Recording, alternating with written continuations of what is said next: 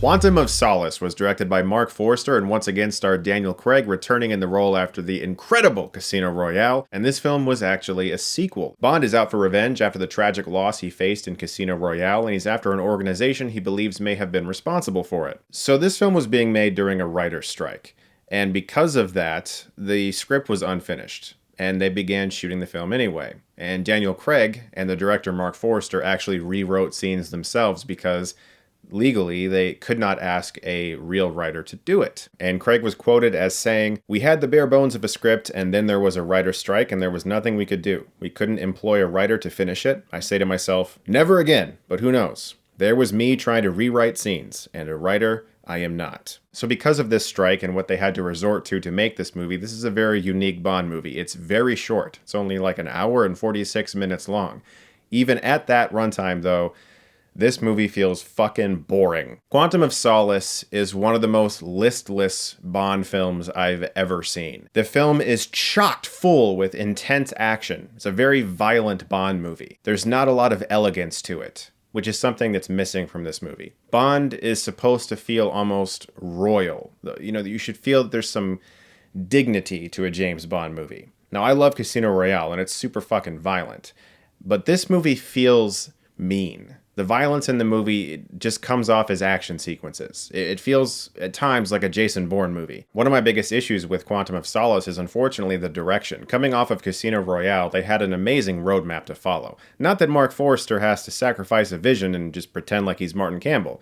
I'm just saying that was a 2.5-hour movie with brilliant action, wide shots, long takes, great character work, incredible arcs for everyone involved. It was tragic, it was suspenseful, and it was also super violent. Quantum of Solace took all the wrong lessons from Casino Royale.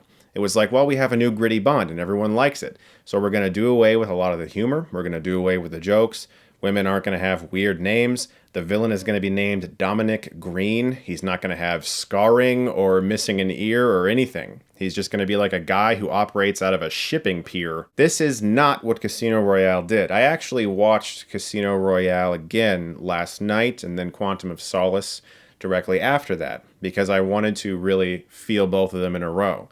And watching one after the other, this is a gargantuan step down in virtually every way. Daniel Craig remains great as Bond. He's really likable, he's charming, he's great in the action scenes. He's wonderful in this film. Virtually everything else is worse. And the impact of that lesser quality is felt even greater because this is a direct sequel. It's not just the next Bond movie, it's actually continuing the story. Casino Royale has a similar misconception about it that Batman Begins does. Both of them were viewed as dark and gritty reboots, which, in a way, they absolutely are. Both of those films, though, are filled with humor. There's tons of jokes in Batman Begins, and there's tons of jokes in Casino Royale. There's tons of moments that make you smile, and they make you feel like you're watching a film that's meant to make you happy and make you excited. Quantum of Solace took the headline appeal of Casino Royale, the fact that it was a new dark and gritty reboot, and that's all people talked about. And they thought, okay, we'll double down on that. And in so doing, they made a movie that's completely indistinguishable from almost every other spy action thriller out. This isn't supposed to feel like a Jason Bourne movie, but in many ways it does. And one of the lesser ones, for sure. The action sequences in this movie are a travesty. They're edited so poorly, with so much quick cutting. It's like you can't actually tell what's happening. There are specific scenes when rewatching it that I genuinely did not know how something happened. There was just a flurry of sound effects and movement. And I suppose that was supposed to tell me that somebody was punched or a car crashed or an explosion happened, but there's so much missing information because of this technique that sometimes you genuinely cannot tell what the fuck is going on.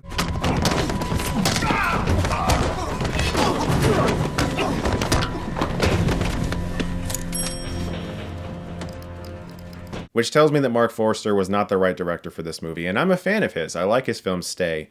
I like Finding Neverland. I think he's a really great filmmaker. But when it comes to a Bond film, it's clear that he didn't really know what the franchise needs. In fact, he was quoted as saying that he wasn't really a big fan of the James Bond movies up until Casino Royale, which is fine. That's totally fine. That could actually be interesting, to take somebody who has really no attachment to the character, has no expectations for what a Bond film should be, and say, hey, what's your viewpoint of a Bond film?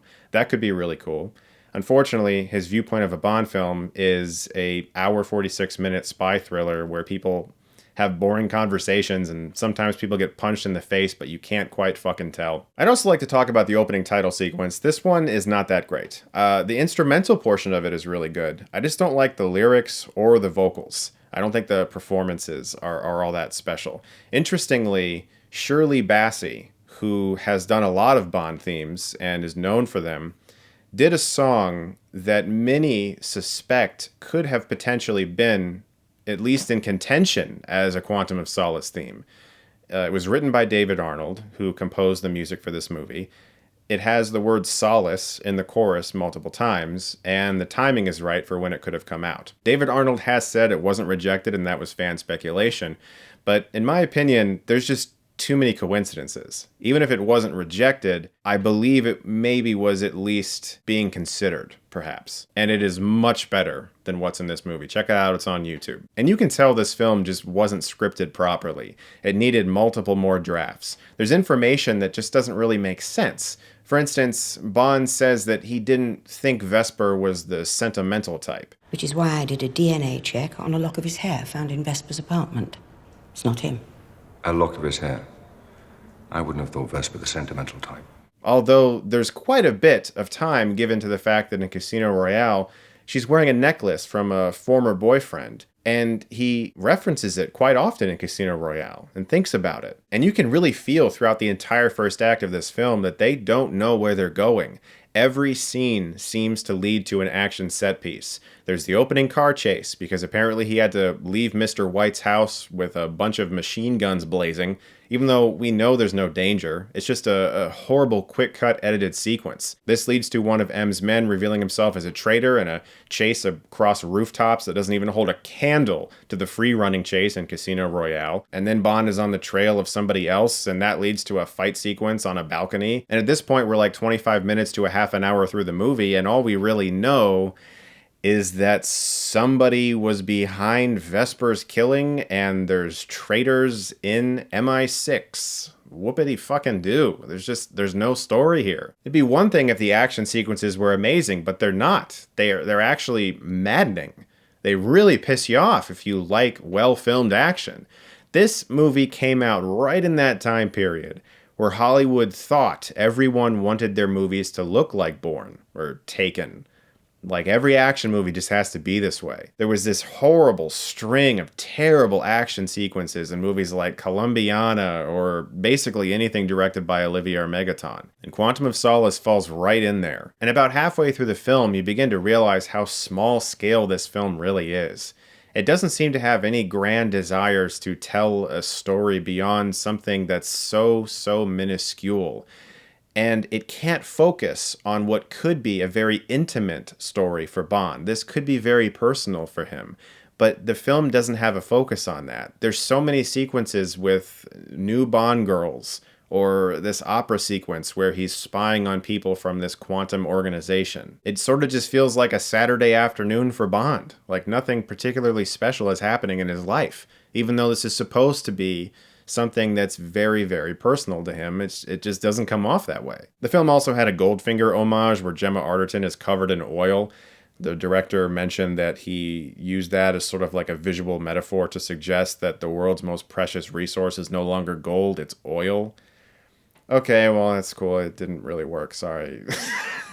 Quantum of Solace is one of the biggest missed opportunities in franchise film. I'm not exactly sure why they chose to make this movie, even though they were in the middle of a writer's strike. I don't think it was like they had to make a movie or they were going to lose the rights to the character. If that was the case, okay, I understand that, but I just feel like they should have waited until that strike was over. Just wait until you have a script. Don't follow up the best Bond movie of all time with this. I'm going to give Quantum of Solace a C-. I'm well aware that some people enjoy this movie, and that's cool. If you like it, great. I think it's a terrible Bond movie. I think it has the appeal of Daniel Craig, and honestly, that's about it. As a story, I find it incredibly boring, and all of the things that you would have expected coming off of what would have been an act of revenge throughout an entire movie. It's just kind of thrown out the window with boring villains and boring characters and no real plot. And when I say that, I understand the movie has a plot.